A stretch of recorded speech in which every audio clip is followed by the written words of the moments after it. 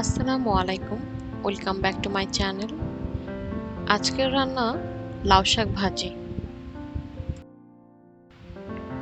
এই ভাজিটাতে আলু মিশিয়ে করলে খেতেও ভালো হয় আর ভাজির টেক্সচারটাও ভালো হয়।